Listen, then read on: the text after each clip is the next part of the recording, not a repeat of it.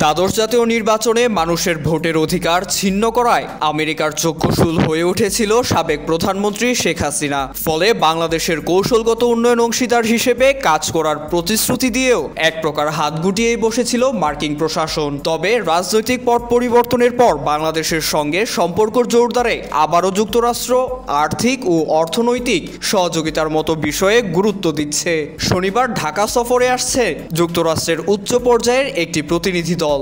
এ দলে থাকছেন মার্কিন পররাষ্ট্র দপ্তরের দক্ষিণ ও মধ্য এশিয়া বিষয়ক অ্যাসিস্ট্যান্ট সেক্রেটারি ডোনাল্ড লু। তবে ডোনাল্ড লু সরাসরি ওয়াশিংটন থেকে ঢাকা আসছেন না, তিনি ঢাকা আসবেন দিল্লি হয়ে। সেখানে ওয়াশিংটন দিল্লি প্রতিরক্ষা বিষয়ক ইন্টারন্যাশনাল সংলাপে যৌথভাবে সভাপতিত্ব করবেন তিনি। এই বৈঠকে যুক্তরাষ্ট্র ও ভারতের দ্বিপাক্ষীয় ইস্যুর পাশাপাশি আলোচনায় গুরুত্ব পাবে বাংলাদেশ প্রসঙ্গ। এতে ঢাকাকে বিরক্ত না করার জন্য ওয়াশিংটনের পক্ষ থেকে দিল্লিকে বার্তা দেওয়া হবে বলে জানিয়েছে পররাষ্ট্র মন্ত্রণালয়ের দায়িত্বশীল একটি সূত্র। সূত্রটি জানায়, ঢাকায় 5 আগস্টের রাজনৈতিক পট পরিবর্তনের পর বাংলাদেশের সঙ্গে সম্পর্ক জোরদারে গুরুত্ব দিচ্ছে যুক্তরাষ্ট্র। তারা চাচ্ছে বাংলাদেশ যেন ঘুরে দাঁড়ায়। তাই বাংলাদেশের বর্তমান সংকট উত্তরণের চাহিদাগুলো জানতে চাইবে ওয়াশিংটন।